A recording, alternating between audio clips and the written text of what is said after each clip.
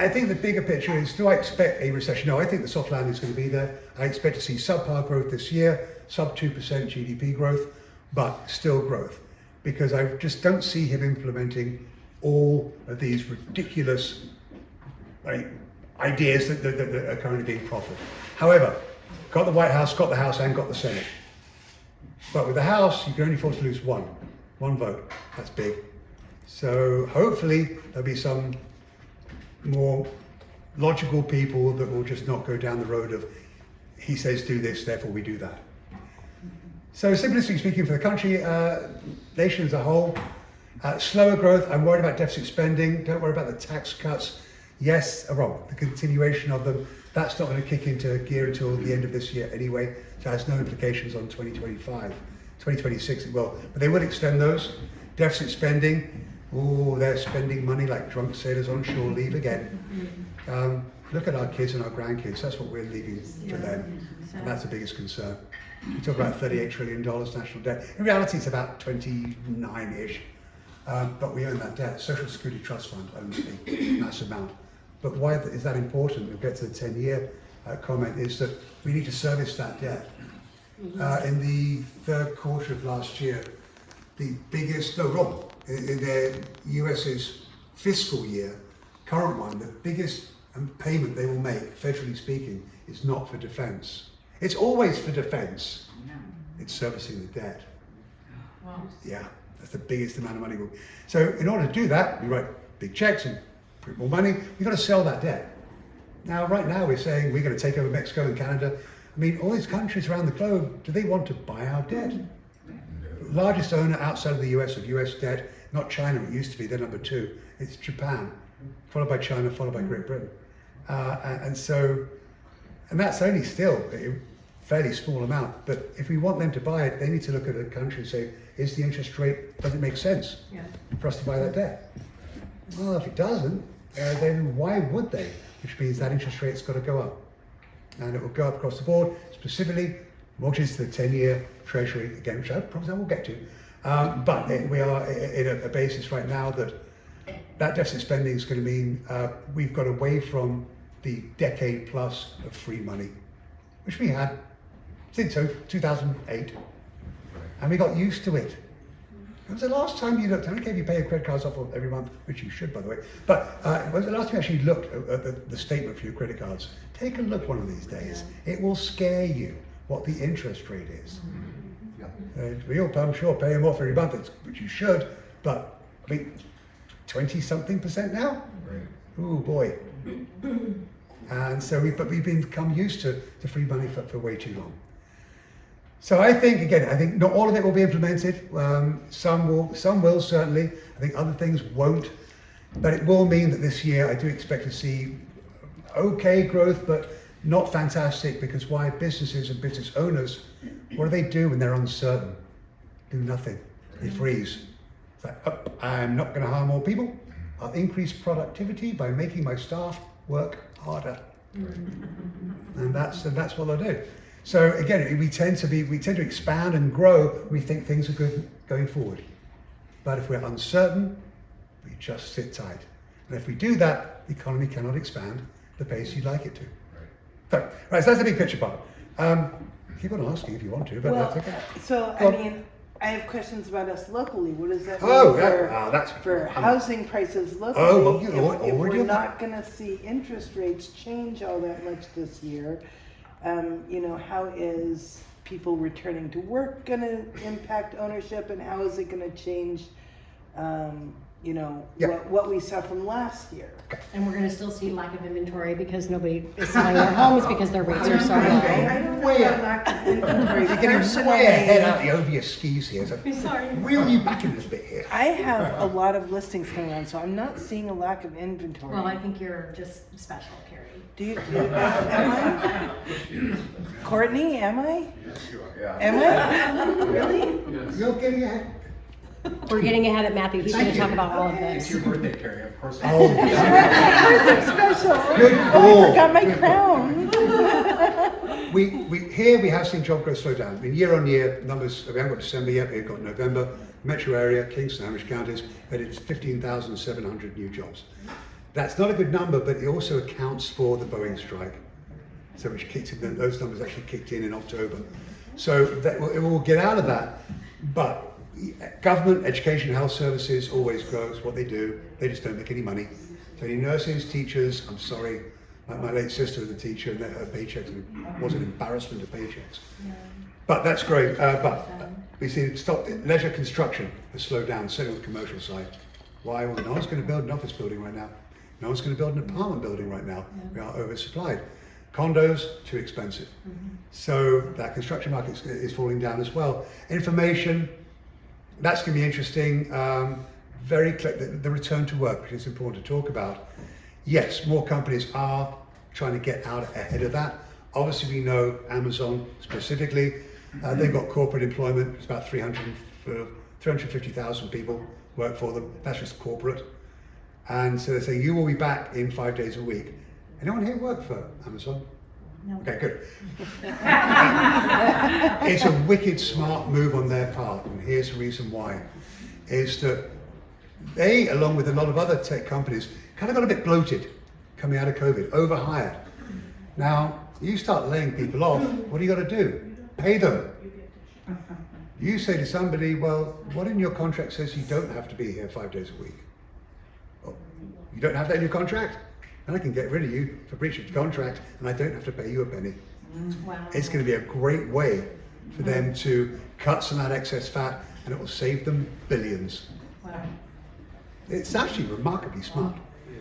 In order. So, but I think ultimately, will we see a return to work? Yes, we are, and that's going to continue to grow. Microsoft's still trying to figure it out right now. They're at 3, they're going to grow. Starbucks, one back, that's a very small number, very small, down in Sodo. But I think more companies are going to do that. Are we going to go back to 5 days a week? No, we won't. But it will be a blend, but it's going to be a majority of time in the office and probably 1 or 2 days a week at home. So that's going to happen. Now, 2 things will happen from that. I think we will, probably not this year, start seeing some people look to move back closer again. Those that started COVID kicked in, I got more calls from brokers literally saying, this is terrible. Everyone's going to move to Yakima. I'm like, no, they're not. Did they? No, they didn't. But did they go out to suburban King County, Snohomish County, Pierce County, Kitsap County? Yes, north, not south. Not south because simple reason is that the passenger-only ferry breaks down every day. So it just does. Fix it, that would help, but Bremerton is not benefiting. But those who went further out, I think you could start seeing, it's not going to be a huge amount, but we could start to see some people saying, oh God, what did I do? I've got to come back. And if they lived in Skagit County or lived down in Thurston, that's a long commute, whether you like it or not. It took me a long time just to get here on Rainier today. Blame those Amazonians. So, but job growth here, I mean, unemployment rates right now is great. We're at 4.2%. King County 3.9, 4.3 in Snohomish. So we really are at full employment, which is a good place to be. But on the growth side, we will see more jobs created this year. This year than we saw last year. Last year numbers were really kind of rounding error, but I think this year, well, I don't know when. We're probably looking at about 25,000 new jobs. And what is the why behind that, Matthew? But why? Because you are going to see some companies who are still going through the final parts of rehiring. The question is going to be what sector is it going to be in? We know we saw a massive layoff in financial activities. Some of your world. I think it's interesting. There are a bunch of layoffs that went on there when that massive refinance boom, the 2021, 2022, huge jump in sales, and then all those people they got rid of. Well, my guess is they're going to have to start hiring a bunch back when people look at refinancing. That's going to come into the housing part, which I'm going to get to very shortly. So I think, but again, 20,000, we're at 1.9 million people here. So that's still not a huge amount. It's about 1.4% employment growth. So it's not fantastic at all, but it is better than it was. I think, all right, so I know you want to really get into the whole housing, mortgage rates, oh boy. Well, also, you were just talking about people moving around, yes. And I'm wondering, okay, so what areas might offer better value than other areas in our area? Urban condos. Urban condos are we were just massively talking oversold. about condos. Yeah. Wow. Yeah, and I'll get more details on that a bit later on, but what we saw is that when we start to move out because of COVID, that urban condo market just got absolutely supremely hammered. And it did. Now we know nothing, or there's very little new inventory out there today. 5 projects, new construction. No one's going to build a new project, at least not type 1, not high rise. Do you want to know why they're not going to build it? I'll tell you. Because the fact it's going to cost them $1,600 a square foot to build it. Wow. You've got to sell those units for 18 a foot to make a margin. 1.8 million for 1,000 square feet. Wow. Washington Condo Act or not, you'll still get sued. RAP insurance, last time I checked, would know better than I would. I was just going to ask what's happening with that. Last I checked on RAP, it was still north of 40,000 a key. So, Does that affect you at all, Brett? In our business, Yeah. we're doing mostly hospitals, labs, and things all around the country, so we're not doing anything locally because there really isn't anything locally. yeah, hospital lab right now, I mean, the default rate is rounding error. It's like industrial, so they're still paying their bills. Now, hospitals will say they're making no money, do what they do, but in terms of the level of distress, I'm just not seeing it. So, mortgage rates were doing great in 2019. Yeah, they were. I mean, they started 2019 about a bit north of 4.5. Then COVID kicked in. At COVID, they were down well below 4. That was great. And then blame the Fed. Fed jumped in. And what did they do? Started buying 10-year treasuries, which are the basis for 30-year fixed rate mortgages. Take yield on 10-year paper, and on 1.7%, that's what mortgage rate should be. And that's the way it works. Should be. We'll get to that part in a minute as well. So that's really, but they started jumping in, buying treasuries, buying MBS mortgage-backed securities. And that led mortgage rates to drop down to 2.88% for a 30-year fixed rate mortgage. Oh, For those that have. well, indeed. And you want to know why? You saw more transactions occurring in 2021 and 2022 than it's seen in decades. Free money, well, the best part. Now, I didn't buy something new. I refinanced my home twice through COVID. And literally, that's back when you couldn't, my mortgage people, they couldn't come in the house. I signed both sets of documents on the hood of my car in the garage. That's as close to my house as they're allowed to come. Did you do it with a light up Kari Haas pen? Actually, you know what? I did. I know, it's so funny. I used that for the round thing. My wife borrowed it. She plugged in the lid and she jumped. They're very cool. David's taking his notes here with your pen because I can see the lights. So, but here's the thing. I've got a 2.2% 20-year fixed rate mortgage. You'll have to pry that mortgage from my cold, dead fingers. Yeah. Exactly. Yeah. I ain't going nowhere. I'm at a 3.1. Literally. Now, the Fed was trying to encourage us to buy homes, right? They wanted housing stability for obvious reasons. But why do they encourage us to buy homes? Well, what do we do when we buy a new house? We buy big stuff. Yeah. Big TVs gotta and fill the house. ridiculously big refrigerators. I'm English. Our fridge is about that big. Because it makes it. My brother-in-law's American, came over to see me when he first married my sister. He's like, that won't fit my beer. It fits everything. Cheese gets ahead of beer. But we buy big stuff, and so that's what drove the market with. Now, the Fed should have pulled support for the mortgage market a year before they actually did. Yeah. They should have done that in 2021. They went to 2022, which means what? Mortgage rates doubled in 8 months. Yeah. Here's the thing for these little kiddies, these little millennial types. So apologies for anyone that is in that generation. A millennial has not seen a mortgage rate above 5% in their adult In the whole lives. entire adult life.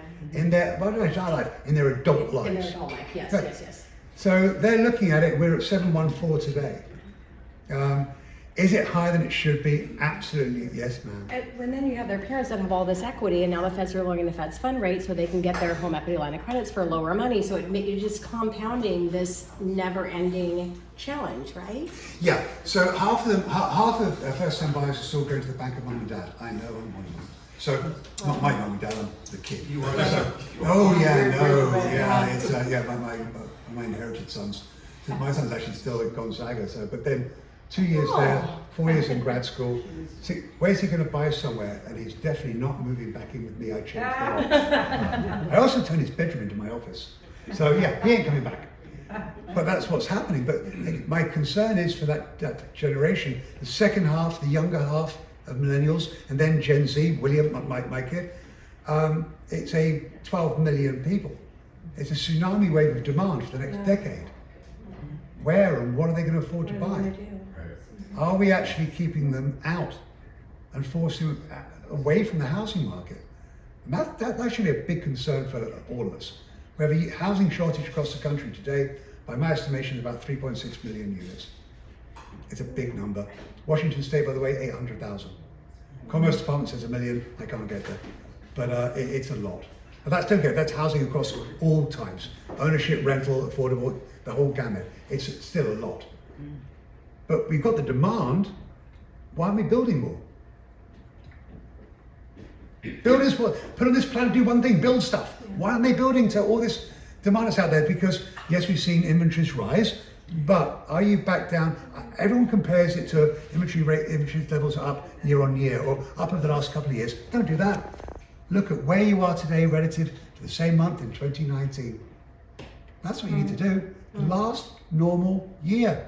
You consider 2019 normal? I mean, I don't. Relative, well, certainly more normal than 2020 through 2024. Right. I kind of think it hasn't been normal since like 1998. Oh, well. You weren't even selling real estate in 1998. It's been so volatile. Well, for the last, 25, 30 years, it's up, it's down, it's up, it's down. I think you're being very kind to President Clinton. Go back to when he was elected in 93, first in 1994. What did he run on? I want housing to be affordable to everyone. He wanted to take the share of owners in America, which historically has been 65%. 65% of us own, 35% rent. That's been the average since 1965. He said, I want to get it to 70%. Then all of a sudden he eviscerated parts of Glass-Steagall. He allowed investment banks to become commercial banks. Bad thing, never should have done it. Right. All of a sudden Fannie Mae and Freddie Mac went to automated underwriting in 1995. Never should have done that. And what happened? And then after him, Bush came along and said exactly the same thing. And it worked until it didn't. So where are we at now, Matthew? For what? The percentage of homeownership versus renting? Actually, right now it's slightly above 65%. It's about 66.5 right now. 37, because again, we're not moving. And that's the problem. Yeah. So it's still there. We're not creating new owner households. We're creating more renter households. Yeah. But back to mortgage rates, it's important. In Washington State, 79% of us with a mortgage owning a single family home have a rate at 5% or lower. That's 4 in 5. But 1 in 4 has a rate at 3 or lower. Numbers from the FHFA. It's their Q3 numbers, the latest numbers that came out 2 weeks ago. So, and that is scary because it does mean we're not going to see that turnover of housing supply.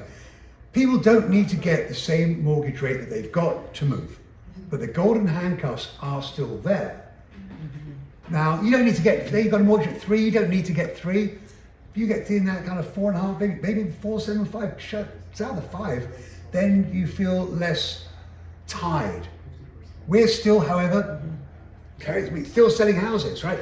But for 4 of the 5 reasons that we normally move. Job change, death, divorce, and diapers. So there's 4 reasons that we do. But the 5th D that we're not using is discretionary, the choice to move. Outside of people without a mortgage. They can do whatever the heck they want. But are they retiring and moving to Italy or moving to Yuma, Arizona, which is where I heard everyone goes to retire? No, they're not. Because a couple of reasons. 1, they've got too much stuff and the kids don't want it. 2, they want to be close to the grandkids, don't we all? I know. That's where something like David comes into play, is really utilizing the reverse mortgages, right? Yeah. So they're not moving, but if they're not downsizing, the move-up buyers are limited to the options they've got to buy. And if they're not moving, then the first-time buyers are shot. So it creates that logjam in the marketplace. It's applicable here as it is in other parts of the country. Now, we saw net out migration in the last 3 years from King County. We lost 72,000 people moved out. Talk about imports immigration, 52,000 moved in from another country. There's one other thing that I'm concerned about here. You talked about the divorce and diapers and all those things. Those are legitimate. But we have rising amounts of debt that consumers are carrying, consumer debt. Yes, we And are. so people are getting to the point, and you also mentioned how the debt, credit card debt and so on is in the 20s.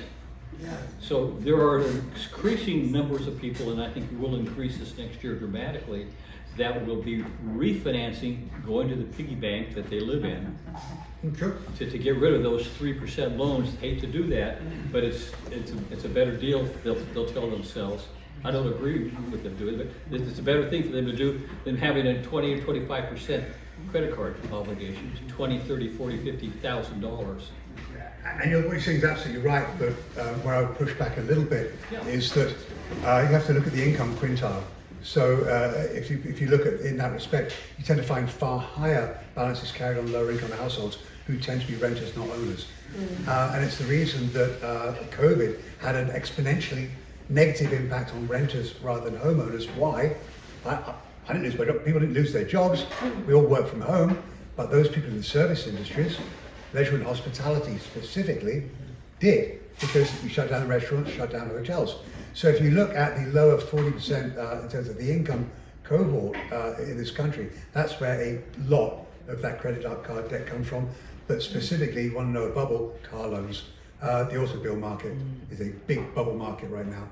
But relative to housing, still a rounding But error it in doesn't have to be scale. just bad debt. I mean, just the fact Not bad debt, in fact, the amount of debt. $50,000 debt, they may be doing that, but it doesn't take too much intelligence to figure out that they'd be better to refinance. And you're absolutely right, and there are people out there, but a plurality of them are in lower incomes who tend to be not homeowners, they do tend to be renters. So it's going to have an exponential impact on their world. Where, I mean, you look at rent-distressed households, the share of them in America is massive. They're spending more than 30% of their gross income on rent. It's a horrible, horrible number. And so I think that's where it's, now, yeah, you're right. And I think certainly we're watching credit card debt, at least I am. And so if you have a home, if you have equity in that home, sure. Does that make sense in the longer run to refinance it? Or take out a line of credit, whatever that may be? Absolutely, it does. But is it sufficient enough to push the economy over the edge into a period of contraction? I don't see that happening. Wow. Funny to think, sorry, me climbing a wall up there.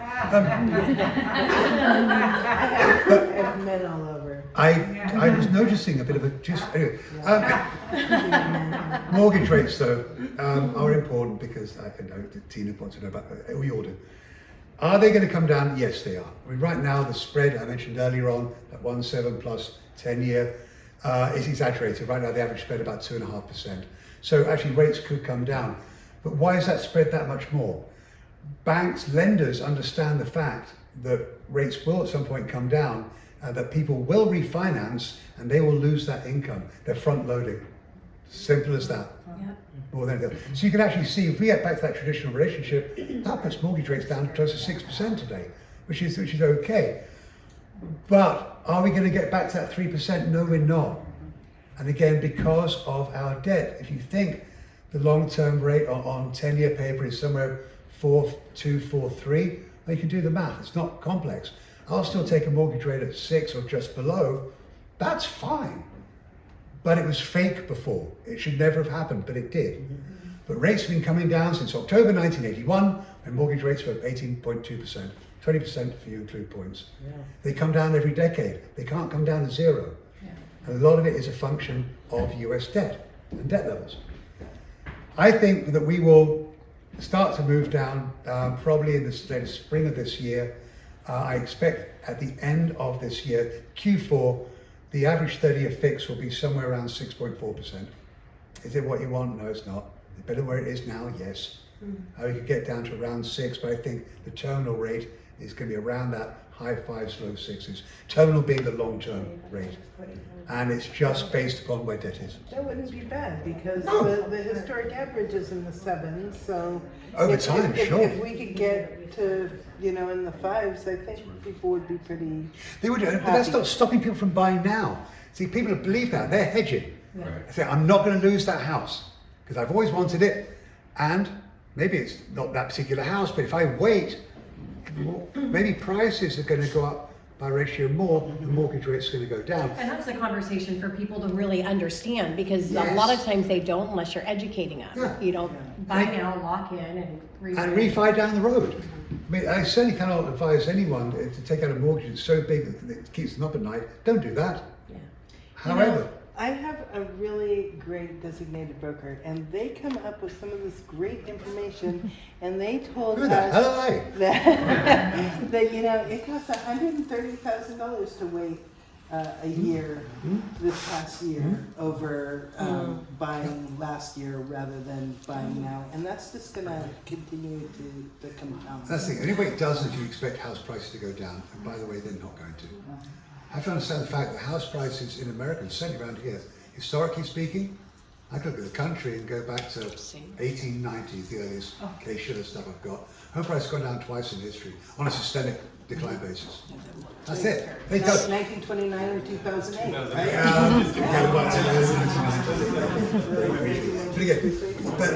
But the bottom line is that they do.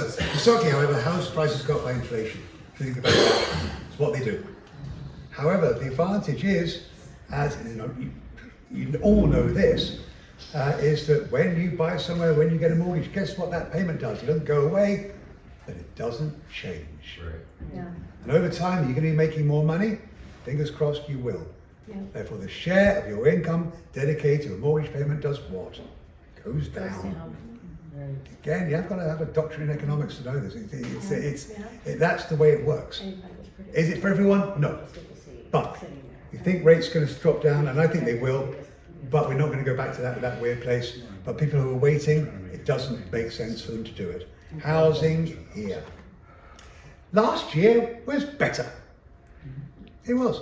So you think about it. So if you look at, I like new listings rather than overall active inventory. It just makes sense to do it. How much more is coming on? Yeah, I mentioned about 2019. So look at King County new single-family resale listings. There were 15% more in 2024 than 2023, but they were down 21% from 2019. Yes, it's better. So you're right. No, it's not what it was. And so again, everyone's looking at those weird couple of years, 4 years we had. I said I'd go back to, you could say 18, whatever, but back to a non-pandemically induced market. It is, yes, there's more choice out there, and because there's more choice, did you see more sales? Yes, you did. And so, and with that, sales were up 8.2% in King County, up by 7.5 in Snohomish, and up 3.9 in Pierce. So more supply means more choice, and that was going. But if you look at prices, King County resale prices rose 8.5% last year. Hey, even in the face of mortgage rates that hadn't been seen for a long time. 7.1 in Snohomish and 5.6 in Pierce. His thing with Pierce is that it was always getting ahead because people, it's that drive to buy. If you could afford to buy in King County, you did. Back in the day, if you couldn't afford it, up north, Snohomish County, fine. Then about a number of years ago now it's south into Pierce County. But that spread right now between, it's still significant between Snohomish and Pierce, more so now. The median sale price was 780 odd in Snohomish last year, and it was shy of 600 in Pierce. But it's still enough that, yeah, it's not that much more advantageous to go south now. You ever tried driving up north of Federal Way after 3 o'clock? Don't do that. For 1 o'clock. Yeah, probably right at any time of day. It's kind of bizarre. So yes, the market's better. So all of a sudden we've had mortgage rates jump and more supply. So you'd have thought, oh, that's bad, right? Those two things should mean a market in decline. Prices rose and rose above the average. Average for King County is about 5.5%. And go back to 1990. Before that, I've got to dig in paper to try and find the numbers. What was the cause of that, do you think? Pardon? Why do you think they did that? Again, people realizing the fact that they'll refi down the road. And they're saying, I can't wait. So wait, prices are up 9%, 10%. And they're just saying, no, I'll take it. I believe, and accurately, in my opinion, that rates will drop, they'll refi. And it makes sense for them to do it. I think also residential zoning policies have also played a little bit of part of what's going on in the market, right? Yeah. Now you can put 3 properties. Well, I mentioned, right, so builders. Again, builders plan to do one thing, create shelter. I mean, housing's an organic good. We've always needed shelter since we kind of crawled out the primordial ooze. We found a rock to hide under. We will always need it until Elon Musk tells us otherwise. So it's, I think that, just making sure you're awake. So we have not been building anything like the amount of homes that we should. Why? A builder, there's four things that a builder thinks about. There are four quadrants of home construction in terms of cost centers. Right? Land. Is land expensive? Paying almost $400,000 for a finished single family lot in King County. 200,000 in Pierce County. Yeah. Big land masses out there. Two of the last master plan communities are under construction right now, one in Black Diamond and one out by Bonnie Lake way down south. That's it. No more Snoqualmie Ridges, Northwest Landings, Redmond Ridge, Issaquah Highlands, all done, gone. It's now small infill, short plat stuff.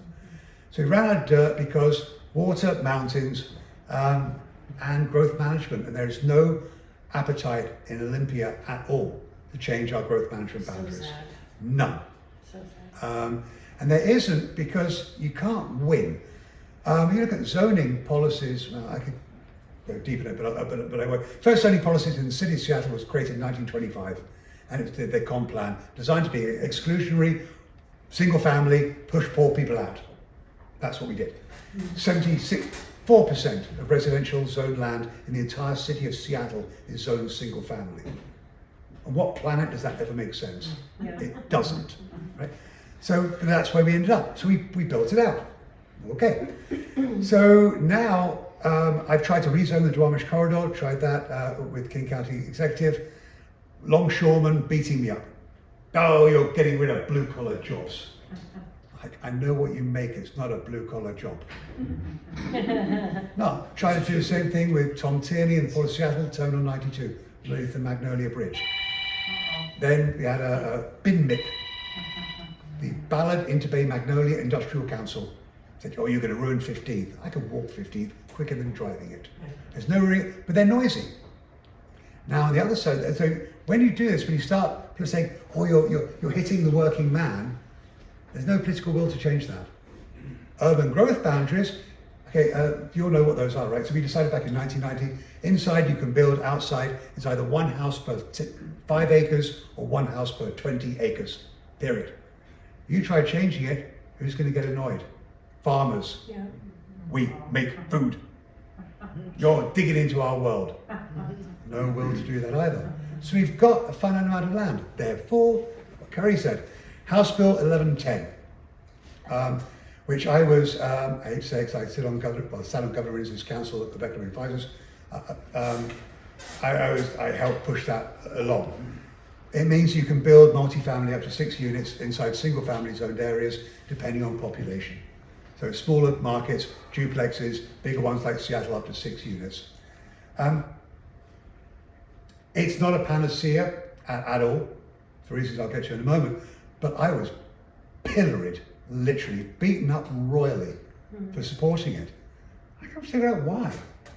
I mean, it makes sense. I mean, you moan about no housing, okay. And it led me to coin a phrase shortly after the thing got put into law, and it's this: liberalism ends at the driveway. Think about it. We want housing for everyone. We are modestly liberal here. Don't you think about building it next to me. White centre. Put it somewhere else. And that literally, it's not a panacea. The reason why it's not a panacea is we are already built out. So think about it from a builder's standpoint. We talked about the land, expensive, labour. No one's going to vocational school to become a plumber, carpenter, electrician, who by the way is going to be making an electrician about 150 grand a year around here. Land, labour, materials, think tariffs. Let's go back to labour, think immigration. 33% of employees in 34% of employees in construction are immigrant labour. Materials, 32% of what it takes to build a house are imported. Right? Land expensive, labour expensive, material expensive, regulatory burden, 25 cents of every dollar it costs to build a home are fees. Yeah. So a builder will put all those costs in there, He'll put on his borrowing costs, which by the way are a lot higher than they used to be because of the Fed. He'll spin it around the bucket, it'll spit out a number you've got to sell the home for that makes sense. If that price is $2 million, if the market price acceptance point is $1 million, is he going to build it? No. No. Did he build it in 2005? Hell yes.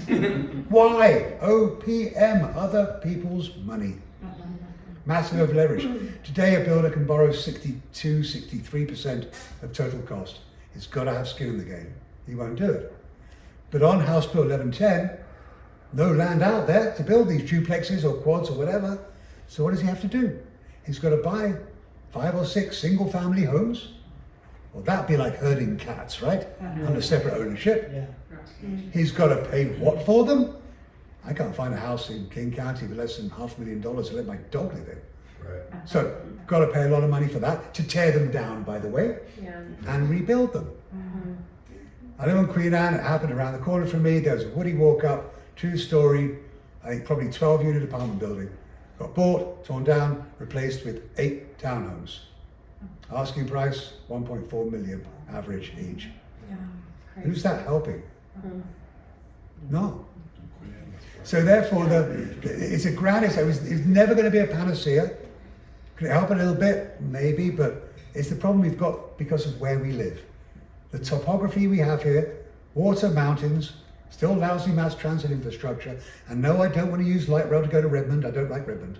So, not helping me. So you look at that, zoning changes, it will help a little bit, but in general, it's not going to have any tangible impact. And because of that, I pulled the permit issuance for duplexes up through quads. It's down year on year. Not a big change. Wow. Well, I am getting ready for cake personally.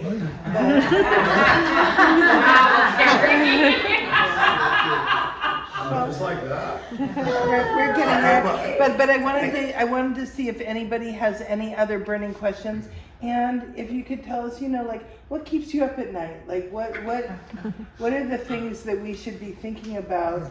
We don't want our children moving back in with us. I'm right there with you. I'm right there with you. But I will tell you a story about that.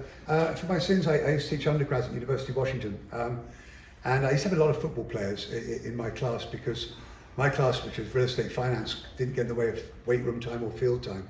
I failed 2 Husky quarterbacks. Please them. Anyway, zag. Anyway, the reason why I say that. So I finished a class and actually, one of my football players came up to me after and said, well, okay, Dr. Gardner, I hear what you're saying, but didn't you say a while ago that we're going to see the biggest transfer of wealth that this country has ever seen between you old people and us? Oh. I'm like, really? Yeah. Well, you were listening. I'm not chewing your fingernails. Well done. Yeah, you're right. So, well, it's easy. We're just going to wait for you old people to die. Oh, Jakey boy. Second name Browning, now playing for a football team and making more money than I will ever make in my life. He plays for the Bengals. Yeah, but here's a goal. We're going to die bouncing a checker with a modest hangover. So hopefully, my mouth to God's ears. But where we will see that transfer of wealth is in real estate. Median household wealth of a homeowner household in America today is about just north of $400,000 in America. Median household wealth for a renter household in this country, $11,000. Big difference? Oh yeah. And don't say they'll make it on crypto Ponzi scheme, because they won't. So I think that it's not for everyone. 65% yes, 35% no. House prices are not going to go down this year. In fact, affordability is my biggest concern, because it's technically not affordable to live in any of the tri-county. In fact, it's not affordable for a first-time buyer in all but 3 counties in the state. And no one wants to live in Lincoln County or Columbia County. That? Oh, somewhere over there and down a bit. I have never sold anything in Lincoln County. I know it's a little bit out of my area. But we again, just closing. I will close You have something for closing? Or does anybody have any questions that they want to ask before Matthew gets to closing? Can I ask a couple questions? Sure. I'm not a contrarian. I've always been concerned with contraries. For example, you talked about how the effects of China, Yeah. what's going to happen on with the country and so on. But contrary to that, there's a couple of things that I would love to get your response to. That. You've forgotten more than I'll ever learn about these things. I really appreciate it. One is that China has been threatened with the huge tariffs, and you talked about there being inflationary on the surface that they are. But what happens is in the negotiation process and what comes out of that. For example, China may not be willing to do certain things, but Vietnam or Bangladesh, they will. So there could be some reduction, maybe not huge, as we're going to think there'll be some reductions on the negotiation prices on that. Yeah, and I think that's right. I think, again, what we've learned from the incoming president is that negotiating is what he likes to do. So do I think that everything that he stood on his soapbox to get elected, he'll implement all of it? No, absolutely not. I think he's using a lot of it as I'm going to say you're going to do this, therefore it's going to bring you back to the negotiating table. Yeah, that's true. But at the same time, already China last week have already put tariffs on defense goods, Northrop Grumman, Lockheed, Boeing. They've already done it. Now, that's a very small dollar figure, but that's a shot across the US bows in terms of reciprocal tariffs. So you say, yes, we could get it from somewhere else, Bangladesh, wherever that may be, but at the same time, you need to be cognizant of reciprocal actions other countries will take. You have to remember, we still have the Canadian softwood lumber tariff. What the hell do the Canadians ever do bad to us? We tax softwood lumber being imported into the US. Started under Trump. It's never gone away. It's still there today. So I think there's a lot. It's a very massive topic to talk about. Yeah. And yes, you're right. And there's no black and white. I hope and pray that by bringing people back to the negotiating table, other countries, that will soften the blow. But I think we as economists have to do what's called a baseline forecast, which is what we're doing. I mean, I've got this could be really, really good forecast. I've also got this will be really, really bad forecast, which no one ever sees. Because, I mean, worst comes to worst, if everything is implemented, we're in recession almost immediately. I don't think that will happen because the incoming president tends to look at the equity markets as a barometer of his success. As long as the stock market's doing great, he thinks he's successful. That's what he did last time around. And so he will change and then. And I also think that some of these cabinet are not so much of the clown car that we had last time around. I think some of them, head of commerce is a smart guy, treasury secretary is a smart guy. So I think he's got some people there who are pretty knowledgeable and will push back against some of the more egregious theories that he has. So again, we have to look at it as it could be really bad, it could be really good, and let's find where's that middle ground. But the tariffs are still something which are inflation, which the Fed, if you read the minutes they put out a couple of days ago, are between the lines. You can almost read what their mind is, which is, we think it could be okay, but we want to wait and see. Yes. And that will slow, already it's halved, the number of Fed rate cuts for this year, from 4 to 2. So I think they're just saying that we take this wait and see attitude and see how much of the really stupid stuff he tries to push through. Don't forget, a lot of it he can do without getting Congress to agree to it. And the last question, if I could, Yeah. if I heard what you're saying, I hadn't thought about the way you put it though. And that was, we also you mentioned, if I understood right, is that the jobs can be inflationary.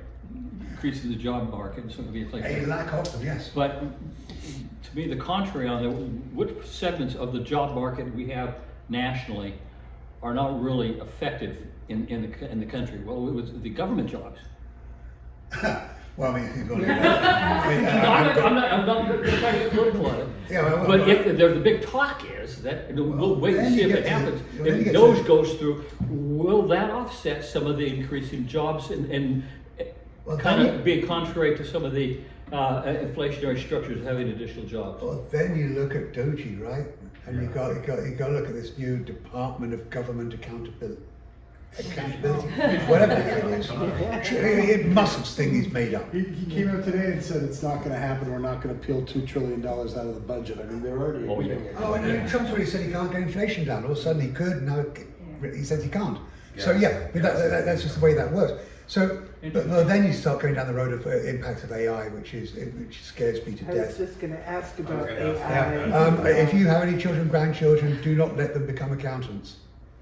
It's like, what do they go to Because school ledger for? accountant jobs, now forensic accounting is one thing, tax accounting is one thing. If you want to just general book ledger accounting, no, there will be no jobs. That will be done by a machine. My son is a 5th generation accountant.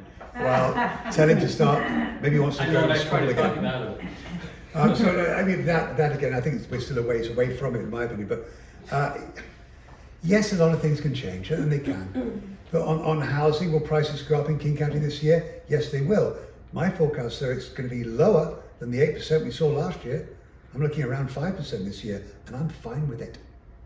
And I say it's 5%. Why?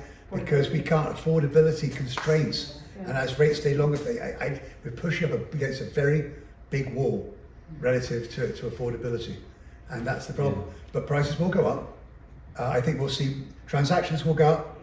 So everyone's going to be happy about that. I expect you'll see probably listing inventory up somewhere around 8 to 10% this year over last year, and that will trade. So expect to see transactional velocities up probably a bit more than that. Where the sweet spots are, I mentioned urban condos. I mean, right now, median list prices of urban condos in Seattle are lower than they've been in 3 years. That's list price, not sale price. So that's going to have obviously a mathematical impact on sales price growth, obviously, right? But that I think is good. I think we are going to see people coming back in. I think that the new city government, certainly city council, has moved from, trying to be polite, somewhat kind of wackadoodle this direction. And those people, 3 of them walked away because their grand experiment failed. And now it's going to take a while to get that pendulum back somewhere close to the center. We've always been liberal. I miss Nick Carter. I never thought I'd say that. I used to have screaming matches in City Hall, but when the cameras got turned off, he would sit down, he would listen. I used to think he was that far away from flying the hammer and sickle up there. And then I had 2 meetings with Mr. Wand. I walked out of both of them. I was representing Vulcan. Not the fact that Mr. Allen couldn't afford to pay me, but she was just, what she was saying was just made no sense. And so it's going to take a while to get back there.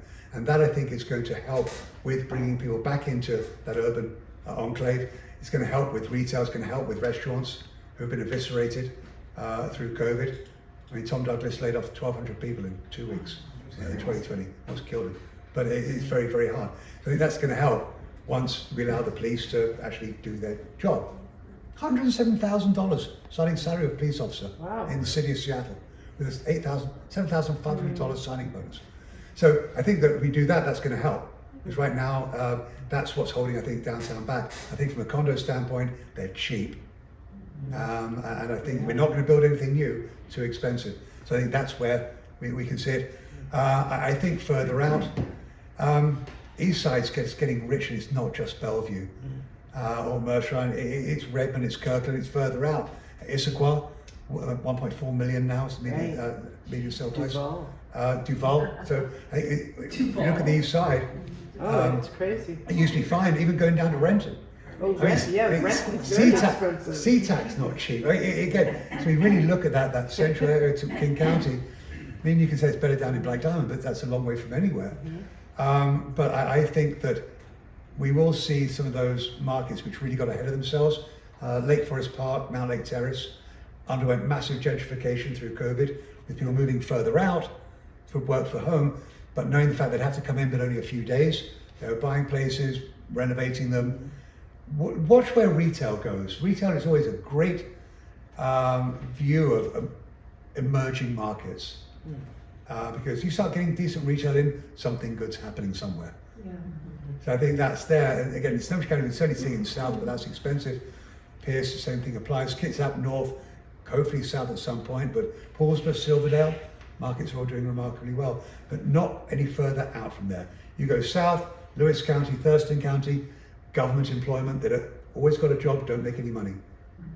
North Skagit County, it's Skagit County. Not much really goes on in Mount Vernon. Whatcom. All the issues with the water table. Exactly. We're north of Whatcom, well, then it relies very heavily on port activity, because it's a deep water port, but also people coming across from Canada. I mean, way back in the day when I was messing around with the Adams parents, I used to go down, one of my economic indicators was going down looking at Boeing Field, counting tails on Boeing Field. That was my economic indicator. And then it changed, then it was going up to Whatcom County, count Canadian license plates. That was your economic indicator. They've stopped because dollar strength. It's expensive. So I think there are certainly niche areas to a degree, but I think from an asset type, the one I'm really excited again, it is that urban. I think it's oversold. So I think there's more of an upside there. I don't think you'll see that massive price growth this year either. So I think that's going to be a market which you can get into now with a 5-year hold minimum. For condos or for houses? For condos. I think houses, Capitol Hill's still rich. I mean, go further south is, I think you could probably get there to Mount Baker, but again, limited supply. You tend not to see that many out the market. I love Columbia City, always have. It got very hit retail, what have you.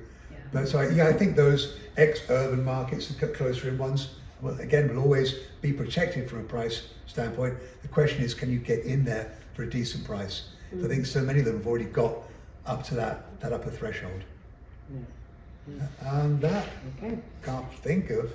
I've talked way too much. Do you have anything else you want to close with?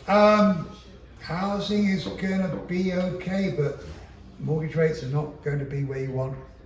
Sometimes I quote the Rolling Stones, it's not what you want, it's what you need, I think it is. And that's where we're going to be. But they are going to come down, they're not going to stay north of 7, but we're not going to get down to that 4, even into 5s this year. We could get into high 5s next year. But that's going to be, that's it. Then that's going to be it. Not saying it can never go down below that, because as we go into recessions, America's had 18 significant recessions in history, have 18 more, then rates can drop down, but it is because of an exogenous reason and not a normalized reason. So the normalized rate is going to be around that high 5s into 6%, and that's okay. The housing would always be the thing which we have done remarkably well on. Hopefully you got something out of this. And my first house was 13% interest. Yeah. So, In the 80s, I would be happy with 6. I remember 18% back in the early 80s, I mean, seller financing, big thing back then. But no, it's to be fine. But again, we've got to a point pricing-wise. It's fine for us. We've done great on housing. We've made a bunch of money on our houses. I mean, good for us. Now look at the next generation, one after that. What and where? I mean, Arizona's sinking. Literally, physically sinking. And you can still pay points to buy your interest rate down, and it looks really sweet after a couple years. Well, I also know that Californians lost population the last 3 years. They jump on I-5, they fly, hoof it north, few city ones stay in Oregon, the rest come up here. And we're cheap. Yeah. Literally. Now they're going to Texas, yes, they're going to Florida, and they are, especially Northern California. Because of climate change, we know also what's going on with fires right now in LA. Horrible. But climate change, they're tired of forest fires, floods, and Gavin Newsom. So they're going north. But he's got nice hair. Okay. I think that, we're going to be okay, but slight price growth, more sales, mortgage rate's going to come down a bit, but you're going to be okay, all things being equal. Yeah. Thank you for being here. Happy birthday!